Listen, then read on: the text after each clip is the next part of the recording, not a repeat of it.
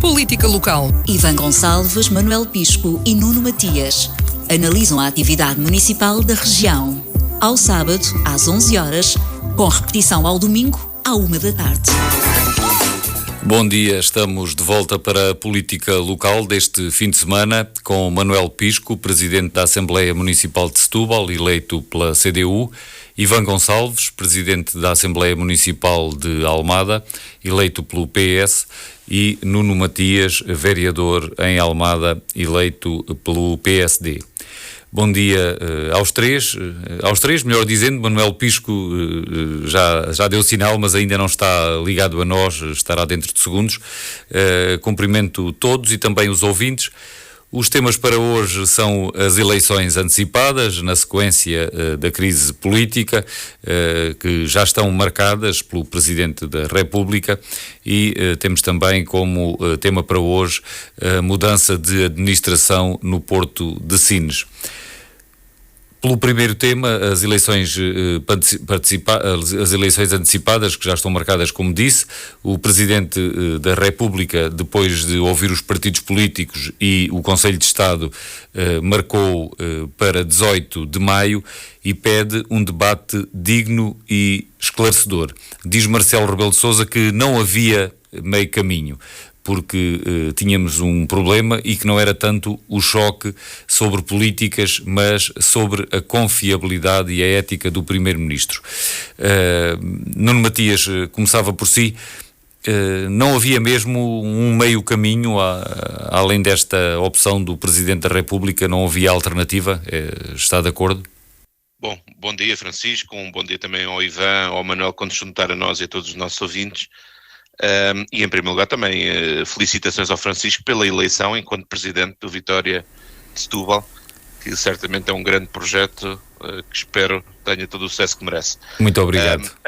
Em relação à questão, seria desejável que tivesse havido uma outra conclusão da moção de confiança, porque a moção de confiança servia, em primeiro lugar, na minha opinião, para sanar aquilo que era um espetáculo recambulesco que nas últimas semanas se instalou em Portugal, que foi fazer um striptease à vida de um político, que necessariamente, pelo facto de o ser, tem o dever de transparência e de esclarecimentos, mas não tem o dever de ver a sua vida devassada ao ponto de saber se era ele que pagava uma estadia num hotel ou não, ou se tinha ou não estado a receber avanças quando já toda a gente tinha percebido que não só não tinha, como tinha uma relação de propriedade, neste caso empresarial, que era algo que não era inédito em funções públicas,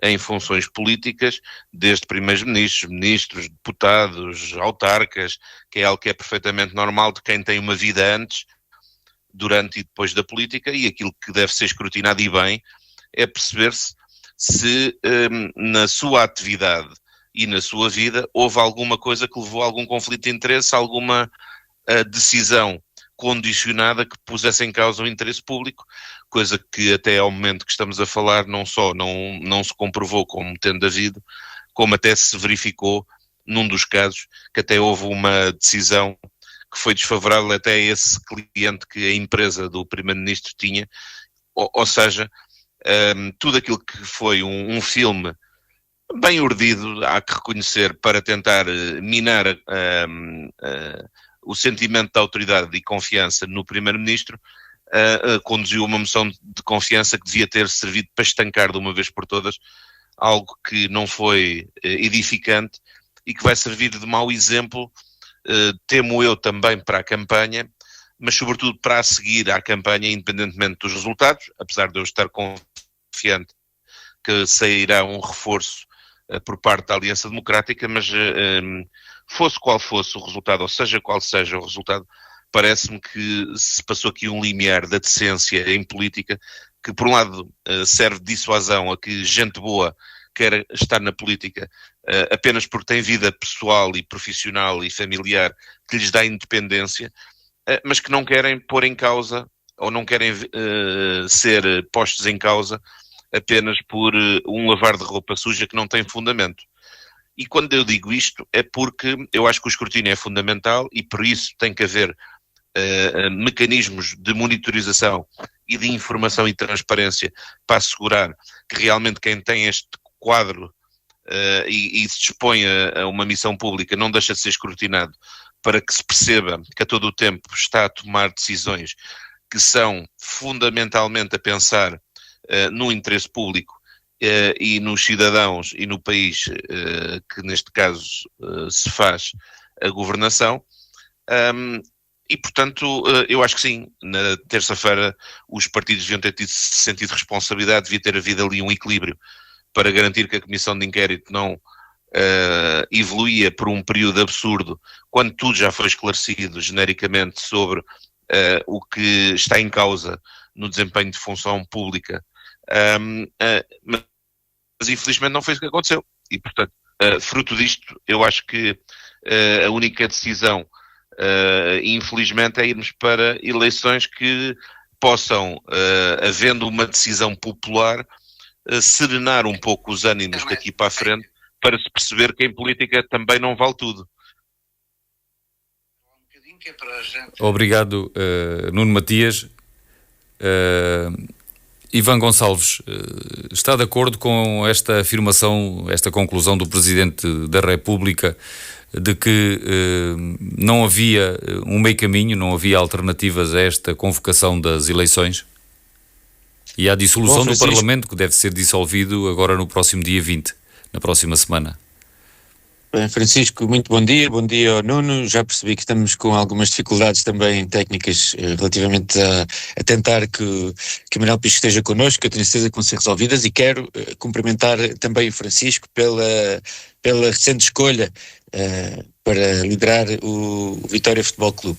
Muito obrigado. Bom, quanto aos caminhos que o Presidente tinha, obviamente não tinha outro caminho. Não tinha outro caminho pela doutrina que ele próprio criou.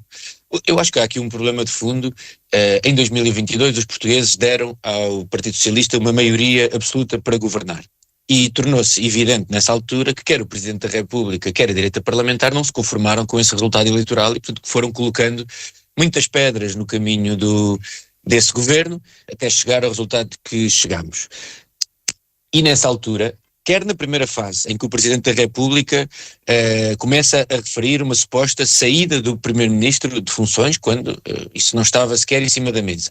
Quer depois, quando, com uma maioria absoluta, porque existia uma suposta suspeita sobre o Primeiro-Ministro, António Costa não era igual a Luís Montenegro, existindo essa suspeita, entendeu no dia que se devia demitir. O Sr. Presidente da República tinha uma maioria absoluta no Parlamento e o Partido Socialista apresentou-lhe um nome que eu diria que é à prova de qualquer problema, que era o de Mário Centeno, para continuar a liderar. O Sr. Presidente da República rejeitou todas estas soluções, disse que o Primeiro-Ministro tem sempre que ser quem vai a votos, criou esta doutrina e, portanto, neste caso, em que o problema principal é com Luís Montenegro, em que não há uma maioria sólida no Parlamento que sustente este governo. Obviamente não havia outra alternativa. Mas aquilo que me parece é que nós assistimos a um triste espetáculo ao longo desta semana, porque todos percebemos que Luís Montenegro tem muita pressa em ir a eleições. Aliás, começou por ameaçar os partidos da oposição, que ou separava os partidos da oposição, a comunicação social, o país, ou separava o escrutínio, ou colocava uma moção de confiança, quando não é sequer isso que está em causa. O que estava em causa não era, ou melhor, este caso não pode ser resolvido pelas eleições. O que está em causa é o comportamento ético e o comportamento legal de Luís Montenegro à frente do governo. E eu diria que já todos percebemos o evidente: Luís Montenegro não tem condições para ser Primeiro-Ministro de Portugal. Do PSD, tem ainda uma oportunidade, muito in extremis, para apresentar outro candidato que seja minimamente credível e que possa ter essas condições e se calhar maximiza até a possibilidade de ter um bom resultado nas eleições. Aquilo que Luís Montenegro não esteve disponível foi para ser escrutinado. E, portanto, o que faz é a ameaça que apresenta uma moção de confiança e depois, perante a possibilidade de haver uma comissão parlamentar de inquérito, um instrumento normal em democracia. Pedro Nuno Santos já respondeu a uma comissão parlamentar de inquérito, já houve comissões parlamentares de inquérito à atuação de primeiros ministros do Partido Socialista no passado, não há disso tema nenhum.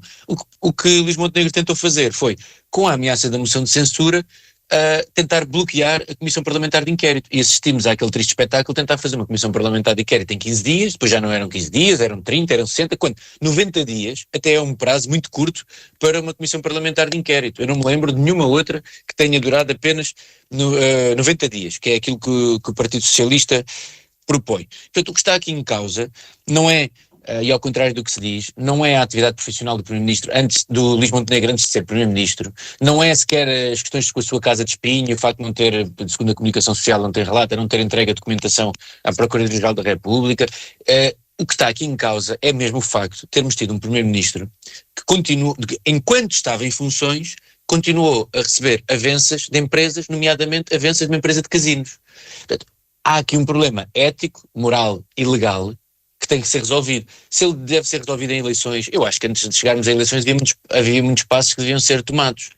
Este não era a primeira solução, mas foi o Luís Montenegro que nos empurrou para aqui numa tentativa de confundir tudo. É quase, eu não quero usar estes exemplos em vão, mas isto parece quase a forma como o Donald Trump gera estes temas, porque para acusações legais a resposta que tem é responder nas urnas, é dizer, o povo é que me vai absolver. Ora, isto não é próprio de uma democracia avançada, de um país avançado como é o caso de Portugal. As questões legais devem ser tratadas nos fóruns próprios e agora, infelizmente, vamos ter uma campanha eleitoral que vai ser contaminada por tudo isto.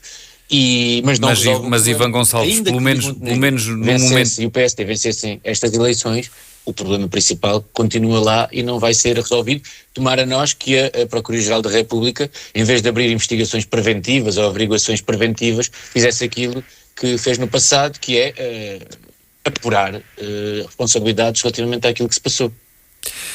Ivan Gonçalves estava aqui a comparar com o que se passa nos Estados Unidos e com Donald Trump, mas neste caso o que temos é precisamente, pelo menos neste momento, ainda uma questão meramente política, na medida em que ainda não há um inquérito aberto e pelo menos não há acusação e não há ainda, não é uma questão criminal para já trata-se de... Eu não percebo, para ser franco, como é que não existe um inquérito aberto. Porque, vamos ver uma coisa, os titulares de cargos públicos podem ser donos de empresas, não é isso que está em causa. O problema aqui é que já se percebeu que esta empresa é Luís Montenegro e que Luís Montenegro é aquela empresa. Isto não é uma empresa, não é o Colégio Moderno, não é o Grupo Empresa. Não, esta empresa é uma empresa que Luís Montenegro constituiu no âmbito da sua atividade profissional, como muita gente faz, não vem daí nenhum problema. O que não pode fazer é, enquanto Primeiro-Ministro, e depois querer-nos fazer convencer que é a sua esposa, educadora de infância, e os seus filhos, um estudante e outro acabado de graduar, que são os grandes gestores dos clientes que ele angariou e que depois vão solicitar serviços a outros advogados que por acaso são dos escritórios do líder parlamentar do PSD, mas enfim, há aqui muita coisa que é preciso descobrir, há aqui muita coisa opaca e aquilo que parece, a sensação que tenho é que nos vão enviar, que esta questão das eleições é mesmo uma tentativa de colocar uma cortina de fumo em cima de tudo isto. Obviamente ainda não há nenhuma acusação, não existe, mas isso não significa que não exista aqui tema, como já muitos constitucionalistas até o referiram, para que legalmente seja feita alguma coisa, porque de facto o Primeiro-Ministro é obrigado a estar em exclusividade, é uma das obrigações do seu cargo. Manuel Pisco, bom dia, já está connosco também e até há algum tempo. O que é que acha de tudo isto e sobretudo agora o mais recente, que é a atuação do Presidente da República, que marcou as eleições para 18 de maio, e diz que o choque não era tanto as políticas, era sobretudo a confiabilidade e a ética do Primeiro-Ministro. Acha que as eleições têm capacidade, são adequadas a resolver este problema da ética e da confiabilidade do Primeiro-Ministro? Bom dia a todos. Como estava o Ivan a dizer, aqui há alguma comparação com o trumpismo, pode haver sim, mas do meu ponto de vista a única comparação que há é com a degradação dos atores políticos, do nível de desempenho dos atores políticos. Isto é um problema que coloca a questão da governabilidade. A última coisa que aconteceu de significativa nem foi essa declaração do Presidente da República. Foi aquilo que foi dito para o exterior da declaração do Presidente da Assembleia da República, Pedro Aguiar Branco, que diz no órgão superior do seu partido que o Primeiro-Ministro terá feito, foi veiculado para o exterior, ninguém desmentiu, que terá feito mais mal à democracia do que o Chega durante 6 meses, ou 4 anos, ou o tempo que está em vigor. Isso é um reconhecimento da degradação dos atores políticos. O ator político que está no meio do palco, quer se queira, quer não é preciso estar a evidenciar isso, é o Primeiro-Ministro. O Primeiro-Ministro, de facto, deixou-se embrulhar a partir de uma geração de desconfianças que ele próprio gerou. Como é que gerou? Sistematicamente esquivando-se às perguntas simples e básicas que eram feitas. Ninguém o acusou de um crime. Mas faz-lhe perguntas sobre o seu património e ele sistematicamente tem-se esquivado. E isso levanta no subconsciente coletivo, não é preciso um ou outro especialista, de toda a gente, suspeitas. Porque é que ele está a esconder? Ou seja, e o que é, de facto, na realidade, espantoso, é como é que, ao fim destes episódios todos, desta telenovela, continua a haver aspectos obscuros que estão ocultos, que estão na sombra da fortuna do Primeiro-Ministro. Não se sabe de onde vieram, que não estão esclarecidas, cuja documentação não foi entregue quando houve a investigação. E depois a investigação parou e ninguém perguntou por esses elementos. Tudo estranho. Portanto, isto coloca-nos a um ponto, sem esquecer, eu insisto nisto, não é? A raiz desta criação, desta redução sucessiva de condições de governabilidade, que é isso que está a passar na política democrática portuguesa, reduzir as condições de governabilidade, tem uma raiz, e essa raiz é uma raiz próxima, de há pouco tempo. Está no Sr. Presidente da República, que quando deu posse a um governo maioritário, ameaçou que aquela governação, aquela maioria era de uma pessoa, do Primeiro-Ministro, e se ele não estivesse à cabeça do partido que ganhou a maioria nas eleições para a Assembleia da República, que se dissolvia. Aí começou o problema.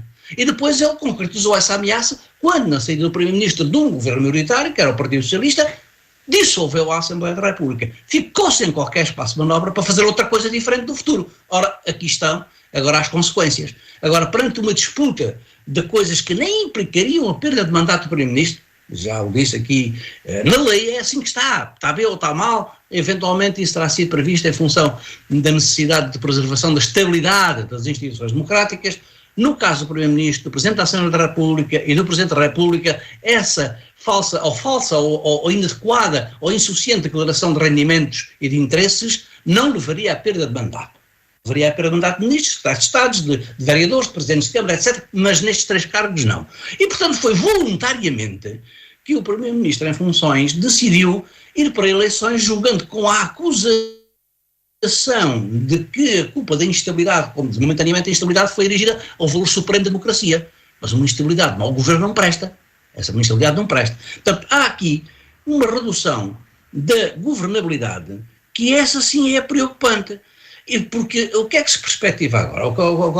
Vai Pedro Nuno Santos fazer carne no papel de Luís Montenegro, com uma maioria relativa que não consegue formar governo à esquerda nem em bloco central, porque as condições, este sectarismo, partidarismo e sectarismo que tem estado aqui a crescer, se calhar, enfim, foi um veneno que o Chega introduziu e que está a contaminar os outros partidos todos. Pode ser isso também, não é? De facto, o clima mudou com a entrada do Chega e, aliás, o Chega está a fazer fazer valer os seus valores, que são desvalores. Aquele que a história do cartaz, com o Sócrates e com Montenegro, de facto já deu o tom daquilo que vai continuar a ser o Chega. E, portanto, é um partido de desvalor da democracia. E isso é um problema. Mas os resultados da próxima sessão de ingovernabilidade, depois das eleições de maio de 25, pode ser um problema, é que não se consiga nem fazer um bloco central, porque os protagonistas mantêm-se e os protagonistas têm incompatibilizados. Moralmente é difícil voltarem atrás com as posições fechadas que têm. Não se consegue fazer bloco central nem blocos laterais. Provavelmente é difícil fazer à esquerda um bloco lateral, como foi a Geringonça, né? Ou um bloco lateral à direita. Porque o Chega está postulado na possibilidade dos blocos e é também difícil voltar atrás ao PSD na posição do não é não. Então nós estamos numa situação um pouco complicada. Agora, a questão é, este crescimento do facciosismo,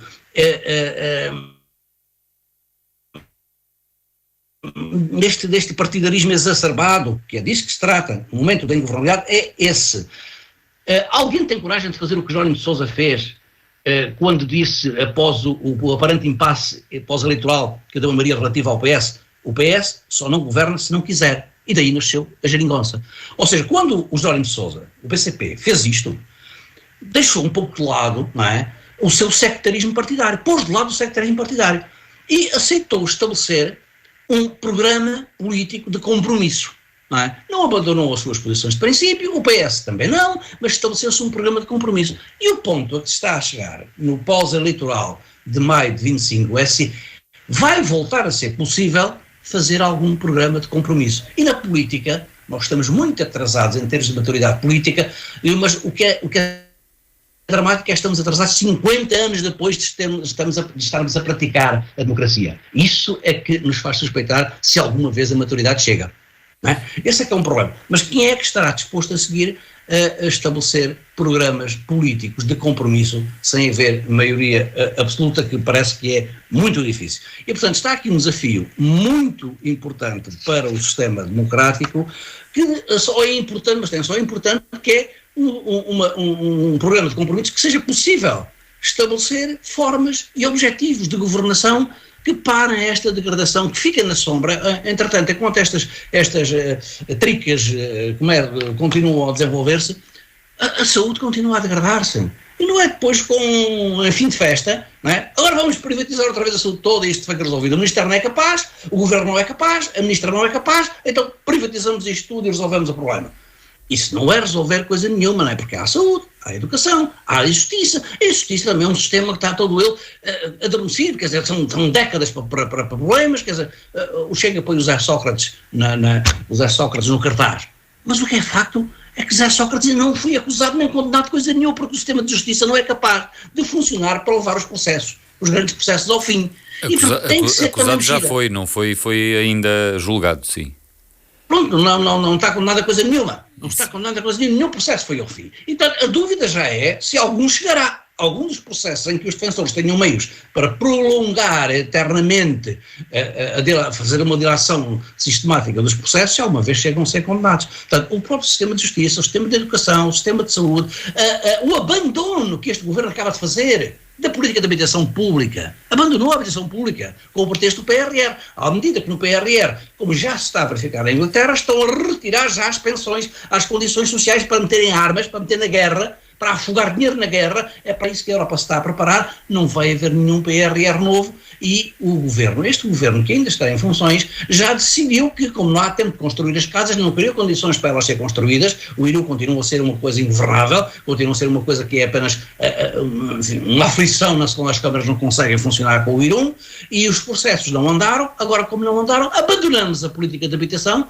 quando nós temos já situações caricatas que vão ter expressão naquilo que nos últimos dias tem sido noticiado. Há famílias a serem ameaçadas de retirarem os filhos porque não têm habitação. Isto é uma ponta do iceberg, porque a população sem condições de ter habitação é uma população que já está a alastrar imensamente. E o governo abandonou este problema. Este é um problema central da nossa sociedade. É a educação, sim senhora, é a saúde, sim senhora, é a justiça, sim senhora, e é a habitação também. Portanto, estes são os temas que são importantes para a população, mas que os governos não se ocupam deles. Se a campanha não tocar nestes assuntos, nós não vamos ter uma campanha política credível. Logo, a abstenção vai subir em flecha. É preciso que os partidos tomem conta daquilo que é preciso discutir para se governar para as pessoas. Deixe-me passar agora para o Nuno Matias. Vamos fazer uma segunda ronda, mas muito mais curtinha, para passarmos a outros temas. Nuno Matias, o Manuel Pisco defendeu aqui a ideia de que estão a agravar-se as condições de governabilidade e que o início desse problema foi da responsabilidade do Presidente da República, Marcelo Rebelo de Sousa, com a tal doutrina de que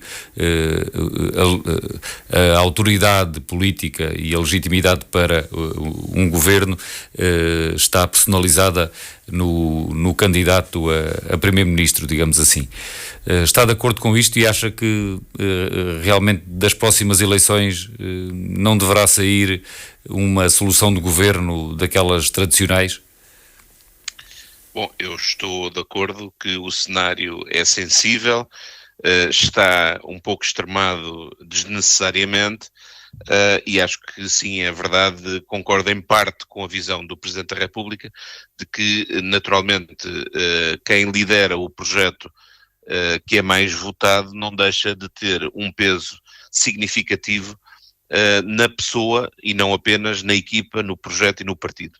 Apesar de eu achar que isto não deve ser uma regra absoluta, porque necessariamente as regras constitucionais dizem que pode perfeitamente haver uma decisão, como já aconteceu no passado, de haver uma alteração de circunstâncias onde a maioria parlamentar se mantém estável e possa haver uma outra decisão do ponto de vista de continuidade no desempenho dos mandatos. Agora, o que é verdade, e eu aí já discordo do Manuel, é que esta circunstância deveu-se muito a um exacerbar de escrutínio em relação a uma situação que ela própria já foi esclarecida. Quer dizer, eu ainda me choca um bocadinho ouvir dizer que o Primeiro-Ministro ainda estava a receber avanças porque a empresa era dele. Mas Nuno Matias, essa parte já tivemos a oportunidade na primeira ronda. Mas, Francisco, eu acho que isto é útil para perceber-se mas como depois, é que o contexto atual pode levar a que o cenário de ingovernabilidade a seguir seja mais exacerbado, exatamente porque a forma como se abordam os temas desloca-se do bom senso, desloca-se da racionalidade e até se desloca da análise da legalidade. E, portanto, claro que quando se extrema estas posições que chegam ao ponto quase pessoal, necessariamente no dia seguinte, até porque, independentemente agora do cenário da magnitude da vitória, dificilmente vai deixar de haver um quadro muito similar àquele que temos atualmente, em que há uma maioria de centro-direita do ponto de vista parlamentar, o que leva a que exista aqui um princípio de necessidade de entendimentos e pontos que já no passado se tinha dito que era fundamental existir. E das duas uma, ou os agentes políticos têm a percepção que o país está farto de determinado tipo de comportamentos extremados e que é fundamental criar pontos, porque... E também discordo do Manel quando diz este governo esqueceu-se da habitação. Bom, ainda esta semana o governo em Pedro esteve na entrega de dezenas de chaves de casas novas em Oeiras e foram lançados um conjunto de novos projetos de habitação que eu acho que não tem paralelo. E, portanto, não só não é verdade, o governo continua a desenvolver e a transformar o país, como aquilo que não é desejável é que não se reconheça o esforço e não se tenta encontrar pontos de entendimentos, porque no dia seguinte nós vamos ter ainda assim um Parlamento fracionado que não pode manter-se nesta circunstância a não ser com bom senso e com entendimentos parlamentares que permitam governar o país independentemente de quem ganhe. Eu estou convicto que será AD, mas mesmo que não seja, se for o PS, é fundamental haver pontos. Sim, pegue nessa sua, deixa para passar para o Ivan Gonçalves. Ivan Gonçalves, que cenário é que espera no dia 18 de maio, com estas eleições? O que é que acha que vai sair destas eleições? E perguntava-lhe também a que é que atribui este crescente problema de governabilidade? É às regras que podem ter sido materialmente alteradas, designadamente a doutrina presidencial, ou ao crescente radicalizar do discurso cada vez mais populista dos partidos em geral? Bem, eu acho que um dos grandes problemas que leva à ingovernabilidade, ou que pode levar à ingovernabilidade, é o crescimento de forças extremistas, a votação que forças extremistas neste momento têm. Este não é um problema apenas de Portugal, é um problema da Europa toda. Veja-se o que está a passar na Alemanha, em que as forças democráticas tiveram que se juntar. Mas na Alemanha conseguiram se juntar, na Alemanha já estão nesse patamar. E em Portugal não se vislumbra que se consigam, não é?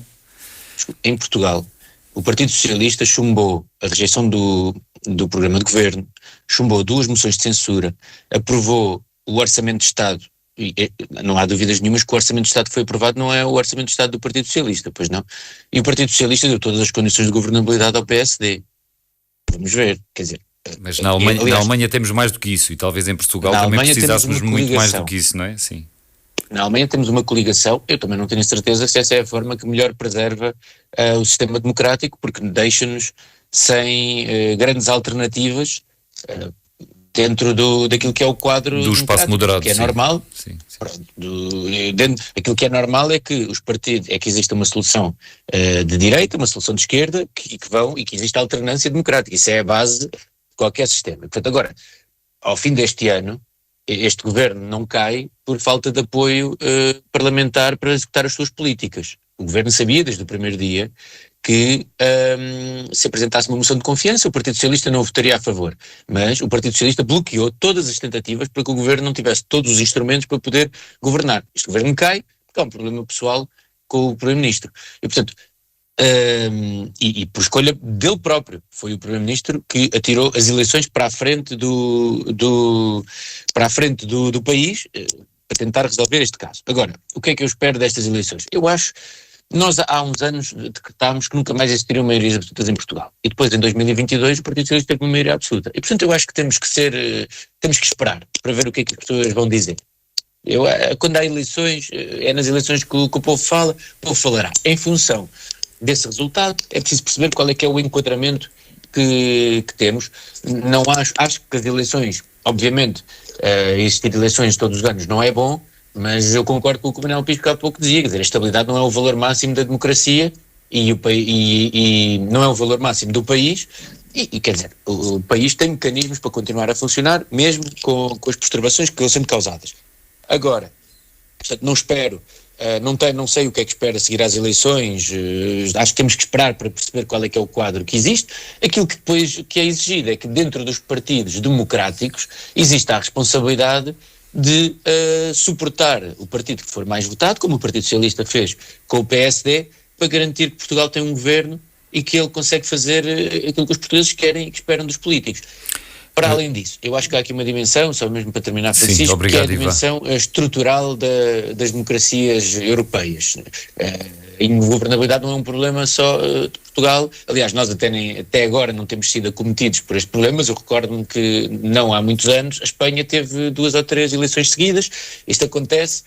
Depende também da natureza dos sistemas, obviamente que sistemas mais presidencialistas tendem a ter menos eleições porque o sistema funciona de forma diferente, é o caso, por exemplo, dos Estados Unidos, ou o caso do sistema inglês, que é um sistema altamente, quase bipartidário, e portanto faz com que o Parlamento tem uma legitimidade superior à dos governos, ou seja, os governos passam, mas os parlamentos ficam em funções, os deputados são eleitos por mandatos de 4 anos e não sei até... Tenho ideia que nunca... Bom, pode já ter acontecido, mas para isso ter uma dissolução do Parlamento inglês é muito difícil que isso aconteça, é preciso que exista uma demissão dos deputados, salvo erro, e portanto, a partir de...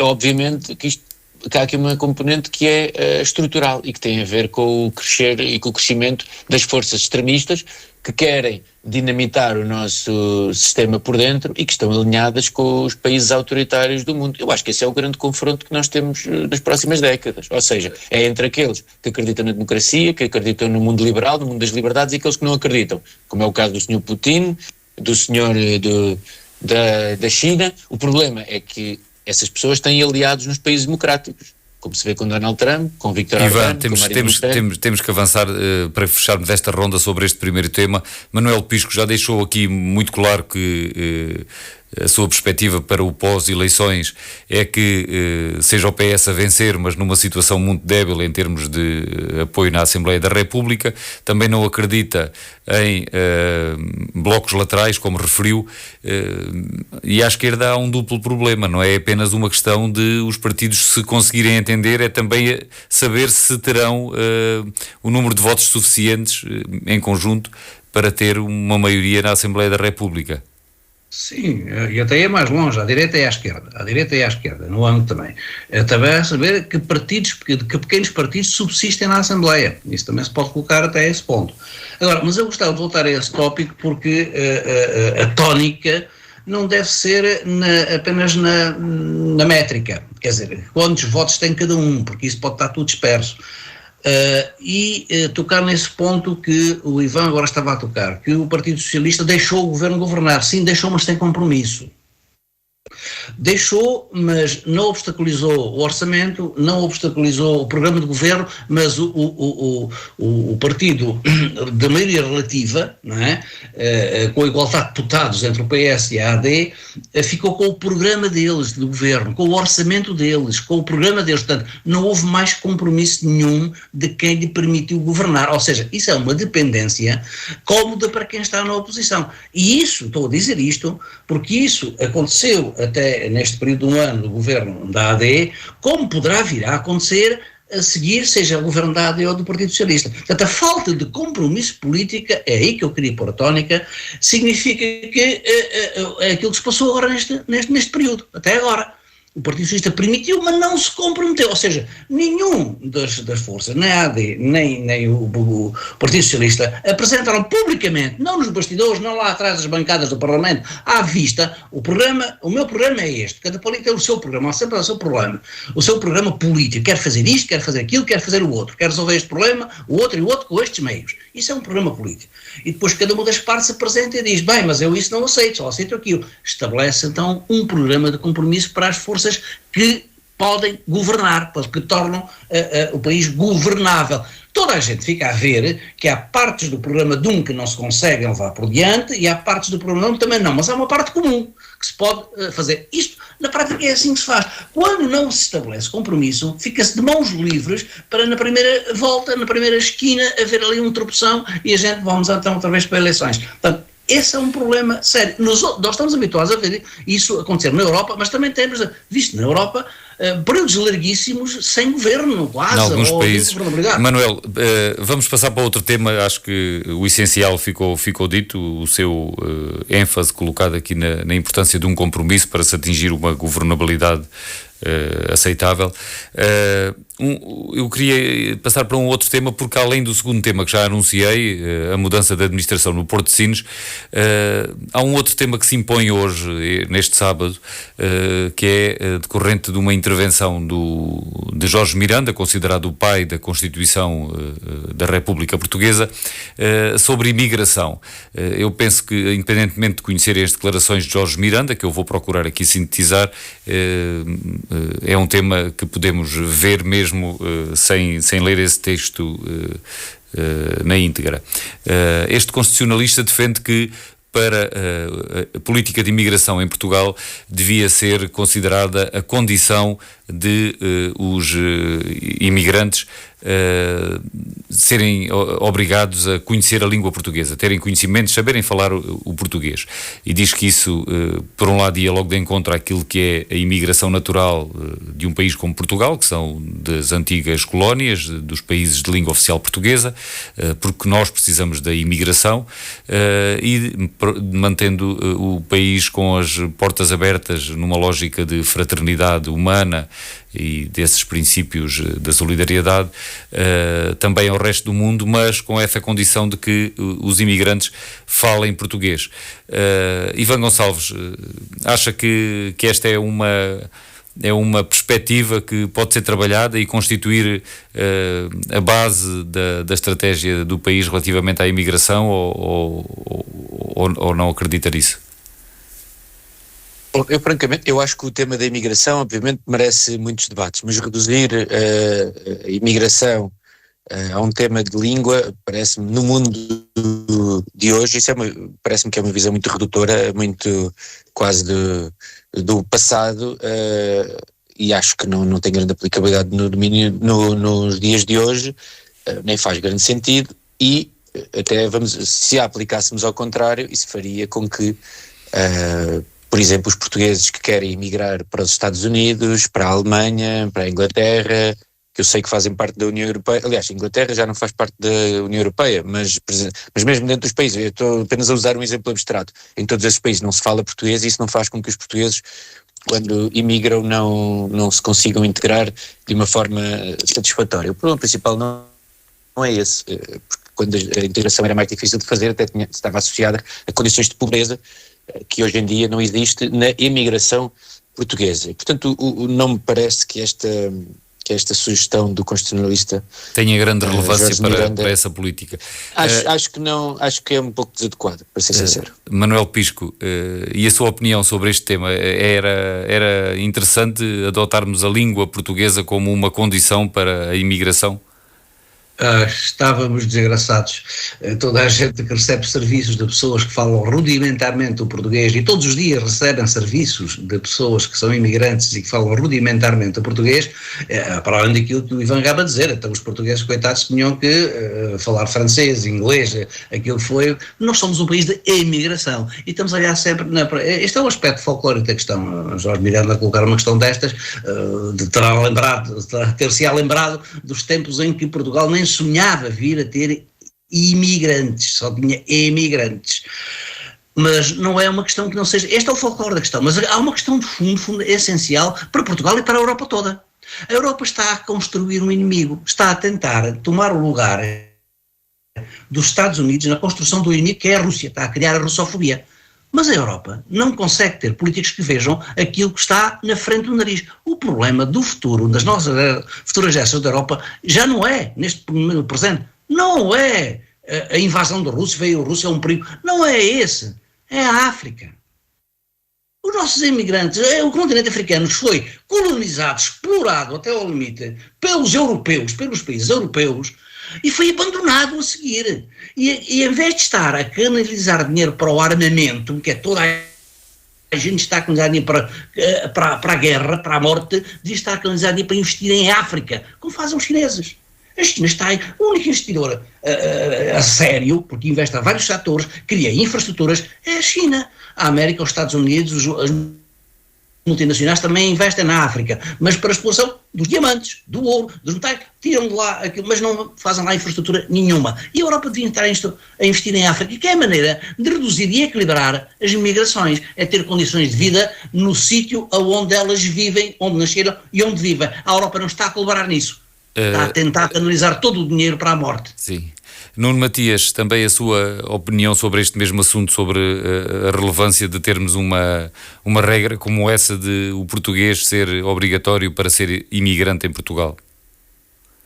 Bom, se me permite uma expressão desapaixonada, é um disparate, porque necessariamente, com todo o respeito pelo professor Jorge Miranda, que é um dos pais da Constituição, mas tem que também de ser pai do bom senso. Nós, quando estamos a falar de um país cosmopolita como Portugal, que teve um movimento de emigração significativo, tem que ter a noção da importância de ter também comunidades imigrantes, e por isso, como uma condição de partida, é criar uma barreira logo à entrada que não se justifica no mundo que hoje vivemos e que apenas deve ser compaginável num esforço de integração, aí sim, que depois possa levar a médio e longo prazo, que possa haver esse esforço de adaptação à sociedade onde se está inserida, que todos nós percebemos que existe em todo o mundo cosmopolita e, portanto, tentar criar barreiras para um processo que deve ser natural, de acolhimento,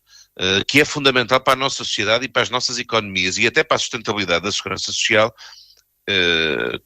Termino como comecei, acho que é um verdadeiro disparate, que não entende aquilo que é uma sociedade global e aberta como temos que ser, em que temos que saber acolher, e por isso é que não pode ser uma imigração por existir.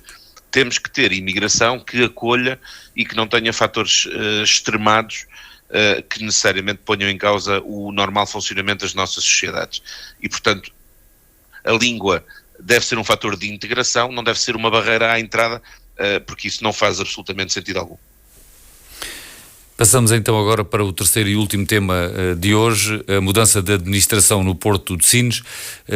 Manuel Pisco, o novo presidente é José Luís Cacho, foi nomeado agora, recentemente, pelo Governo, e sucede, o novo presidente é Pedro Duarte Ramos, esse sim, foi agora nomeado pelo Governo recentemente, e sucede a José Luís Cacho, que esteve nesse cargo durante vários anos, desde 2016 até 2024, 8 anos, e essa comissão de serviço, esse mandato, tinha terminado em dezembro de 2024. Os novos 3 administradores são Pedro Duarte Ramos, Fernanda Nunes e Jaime Puna. Manuel Pisco, o que é que vê aqui neste caso? A normalidade do sistema a funcionar, termina um mandato e é nomeada uma nova administração, ou para si é algo de diferente? Eu não vejo nada de especial nessa nomeação, a não ser aquilo que o Francisco agora nomeou. É normal ou não é normal, em fim de mandato, depois de ser do governo ter acabado, continuar a nomear administrações e titulares de cargos? O processo de nomeação começou muito antes, passou pela CRESAP e começou muito antes, justiça seja feita, começou muito antes desta crise política nos indicar que o governo ia cair. Sim, mas o mandato terminou em 24, quer dizer, agora depois... Em dezembro de 2024. 24, também não acho que seja assim uma coisa muito anormal, porque um governo que não concorda com as nomeações recentes, mais recentes as últimas, está naquele fase do primeiro ano de mandato dos nomeados, das comissões de serviços, e poderá alterar-se a grandes custos, mas também é uma coisa que ninguém gosta de fazer, não é? Esta coisa, a nomeação dos cargos públicos, devia haver aqui um entendimento comum entre os partidos chamados do arco governativo, não é? Porque devia sair fora da esfera de influência direta dos partidos que estão no governo. Se é o PS, nomeia gente do PS, não se pode pretender que, por ser um governo do PS, tenha que nomear gente dos outros partidos. E por ser do PSD, tem que nomear gente, não é isso. Mas, de facto, a CRESAP também ela própria, um pouco afetada naquele papel que era destinado de verificar as condições e verificar as competências e verificar dos melhores nomeados para a administração pública, porque isso não evita que pessoas que tenham qualidades duvidosas para os cargos tenham sido nomeados sucessivamente. Não tem evitado. Porque depois os governos dos ministérios têm condições para nomear com o parecer favorável ou com o parecer omitindo certos aspectos, como já tem acontecido no passado. Não vejo nada de especial. Ora, a única coisa que se podia ver, o processo não começou agora, era porque é que se está a nomear pessoas agora em fim de festa, não é? Mas é um processo que vem de trás, já estava em espera, a história das nomeações não é de agora que esses atrasos acontecem. Lembro-me, por exemplo, de outras, bem, interessa, isso é interessante. É um pormenor, não vejo aí problema nenhum. Se as pessoas têm um perfil adequado para essas funções, estão nomeadas, o governo seguinte, se não gostar muito, ou se lhe dar a habitual invocação de determinar outra estratégia para a gestão da área portuária, nomear outras pessoas. Isso não vejo nada de grave. Ivan Gonçalves, é também de forma idêntica que olha para esta substituição da administração do Porto, de Sines e do Algarve, porque ainda estão agregados? Eu acho que é preciso olhar para esta substituição e ver não só este caso em concreto, mas todos os outros casos. Este governo, estando em funções durante menos de um ano, tem tido um afã de fazer alterações em tudo o que são cargos dirigentes da administração pública, numa pressa muito pouco vista. Neste caso em concreto, eu diria que é muito pouco prudente, quando se sabe que as condições de governabilidade estão como estão, que o governo caiu ou estava prestes a cair. Ivan Gonçalves, quando foi tomada a decisão, foi muito anterior ainda a esta crise política, pelo menos a esta fase mais aguda. E por outro lado, esta administração esteve 8 anos à frente do Porto de Sines. Não é normal, ou não é até desejável que passado 8, 12 anos que hajam mudanças ao nível do topo destas instituições? Ivan Gonçalves, eu não tenho ideia que isto tenha sido feito antes, que esta nomeação tenha sido... Sim, Francisco, estou a dizer, não tenho ideia que esta nomeação tenha sido feita antes da crise política ter foi iniciada, nesta semana que passou. Sim, a conclusão... Mas tudo o que é iniciado pode ser suspenso, pode ser travado, não é? E aquilo que me parece prudente é quando se percebe que um governo está... Voltamos já à mesma conversa da privatização da TAP. Quando um governo está em fim de linha, aquilo que tem que fazer é travar estes processos. Parece-me que é evidente. Mas a dissolução da Assembleia da República também ainda vai ter lugar no dia 20 deste mês. Mas a minha questão ainda na plenitude legal. De funções. Sim. Mas a minha questão não é legal, não tem a ver com nem administrativa, é mesmo uma questão política, que é um governo que percebe que está em fim de linha, Eu acho que tem que ter, tem que ponderar se faz sentido ou não, se é um caso urgente ou não. Como a nomeação de uma nova equipa, como o Francisco disse muito bem, estava em vigor, a anterior equipa estava em funções há 8 anos. Podemos concordar que é tempo demasiado, mas quem está há 8 anos pode estar 8 anos e 2 meses. Acho que fazia todo o sentido esperar que o novo governo tomasse posse, em vez de estar a fazer uma nomeação nestas condições em que o país vive atualmente. Parece-me que era mais prudente e que faria mais sentido. Nuno Matias, pedia-lhe também que olhasse o Manuel Pisco, não sei se quer dizer alguma coisa, mas se quiser acho que ainda temos tempo no final, quando Nuno Matias acabar de falar. Nuno Matias, além de olhar para este caso, queria também que nos dissesse se consegue perceber a necessidade de haver aqui uma mudança. O que é que terá presidido a esta decisão da tutela para mudar a administração de um Porto que vinha a mostrar resultados com recordes acima de recordes, o que aliás não é mérito desta administração. O Porto de Sinos tem tido sempre um desempenho crescente já há décadas. O Francisco fez a pergunta e deu a resposta.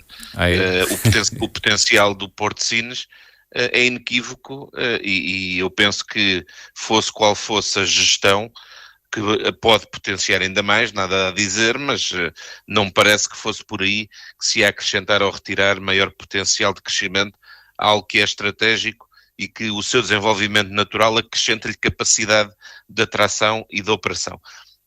Agora, acho que aqui já foi dito muito, no sentido de que estávamos a falar de uma administração que, independentemente dos méritos, já tinham os 8 anos que foram sinalizados. Era um processo, como o Francisco disse bem, já tinha sido iniciado com a avaliação por parte da CRESAP das indicações. A CRESAP emitiu o seu parecer no dia 12 de fevereiro. Já agora lá está, mas, ou seja, começou ainda antes disso. Portanto, longe de nós sequer sabermos que iríamos chegar ao ponto onde estamos hoje. E, portanto, os governos têm a obrigação de continuar a governar até ao momento em que deixam de estar em funções. E, como o Manel disse bem, num futuro governo, seja ele qual for, terá sempre a prerrogativa de corrigir ou reconfirmar e avaliar as decisões dos governos anteriores em relação às nomeações. Aquilo que aconteceu foi uma questão perfeitamente normal, como já aconteceram em governos anteriores. Pode-se dizer, bom, mas são pessoas mais próximas do Partido Social Democrata do que do Partido Socialista. Bom, é natural, o governo é liderado por pessoas e personalidades do PSD e não do PS. No tempo do governo do PS, se calhar o que aconteceu era o movimento contrário, era a nomeação também em ritmo considerável de pessoas mais próximas do Partido Socialista e isso é natural que aconteça, sem prejuízo de eu entender que se houver mérito das pessoas, mesmo que não estejam ligadas a estes partidos, elas possam estar nestas funções, ser reconduzidas ou serem convidadas, porque acho que não é o cartão partidário que acrescenta competência. Agora, neste caso até específico, eu até conheço as pessoas, acho que o Porto de Sinos também fica bem, ou muito bem, servido de competência, de experiência e de capacidade estratégica de planeamento para uma infraestrutura que, como eu comecei por dizer, é estratégica e crítica para o país e tem tudo, e esse potencial já é intrínseco para crescer e desenvolver a sua atividade. Agora, mal andaria o governo se agora deixasse decidir, claro que agora estará mais condicionado, obviamente, mas até a terça-feira passada nós sabíamos, e aliás o anúncio foi feito antes disso, nós sabíamos que estes processos, estes e outros, estão em andamento e os governos não se devem coibir de continuar a governar sob pena de estarmos aqui com interregnos na governação, e isso não é desejável, seja um governo liderado pelo PSD, seja pelo PS ou de qualquer partido. Manuel Pisco, quer dizer mais qualquer coisa, presumo? Era só na sequência daquilo que o Ivan estava a dizer, mas também agora daquilo que acaba de ser dito. Muitas vezes estas nomeações em fim de linha dos governos são feitas para criar constrangimentos ao governo que vier a seguir. muitas vezes é assim. A questão da CRESAP também não é um selo de garantia, porque lembramos ainda recentemente o CRESAP também deu parecer favorável à admissão do presidente do INEM, e depois foi que se viu, aquelas incompatibilidades todas, não é? Portanto, atenção que isto não é. Agora, o que falta aqui, eu estava a falar hoje, falei muito em compromisso, vejam bem, se calhar também um compromisso entre os partidos, entre os principais partidos, pelo menos, não é? O tal arco governativo, para um código de conduta dos atos de governações, que densifique, nomeadamente, esta coisa do que é o período de gestão dos governos. Uma vez que sabe que eles deixam de ser governo, têm nos atos de gestão, que a lei não densifica suficientemente, talvez um código de conduta para não haver estes constrangimentos. A partir daqui não se nomeiam, não se fazem estas coisas ou aquelas. Agora, sem pôr em causa a competência e a capacidade técnica dos nomeados, não é isso que está em causa. É o momento e é aquilo de facto que deve corresponder a atos de mera gestão dos governos. E isso talvez precisasse um código de conduta como deve ser. Ivan Gonçalves, temos 2 minutos, não sei se ainda quer acrescentar alguma coisa. Não, que é só salientar que hoje o Manuel Pisco está com uma vertente conciliadora que eu acho que deve ser sinal salvada. Exatamente. E até é uma demonstração, e desculpa de fazer esta extrapolação, mas aquela teoria de que os militantes e os dirigentes do Chega têm alguma coisa a ver com os dirigentes e os militantes do PCP é prova de que é absolutamente falsa, porque o PCP é um partido sério e credível e com o qual se pode conversar e pensar no futuro do regime. Eu não estou a dizer que o Manuel Pisco não representa, o Manuel Pisco é apenas um militante do PCP, eu bem sei. Mas Ivan, você agora deixa-me de cara a banda. É para terminarmos com tanto concórdia. Estão a lançar uma nova geringonça agora a nível do distrito de Setúbal. Estou a ver aqui uma sintonia, uma empatia grande. Não, é que eu não gosto das comparações. O Partido Socialista e eu próprio temos muitas divergências com o PCP, mas dentro do quadro democrático, como temos com o PSD, com o CDS, o Chega está para lá disto tudo. É só isto que eu acho. Já defendo isto há muito tempo, Francisco sabe. Sim, é verdade. Bom, Nuno Matias, não sei se há algum último comentário ou algum de vós, temos aqui 1 minuto também, fica para as despedidas, não havendo mais nada a dizer. Nós voltamos de hoje a 8 dias. Nuno Matias ligou o microfone, quer acrescentar alguma coisa? Não, era só para realçar o espírito de concordância e de criação de pontos que acabou o programa com esse registro, que acho que era bom extrapolar a nível nacional. Muito bem. Então despedimos-nos, voltamos de hoje a 8 dias, no sábado às 11 horas. O programa repete também ao domingo às 13 e fica disponível nas plataformas de podcast. É um programa de comentário da atualidade política, na perspectiva mais local, com Manuel Pisco, Ivan Gonçalves e Nuno Matias, 3 autarcas, Manuel Pisco da CDU, Ivan Gonçalves do PS e Nuno Matias do PSD. Uma boa semana para todos, voltamos de hoje a 8 dias.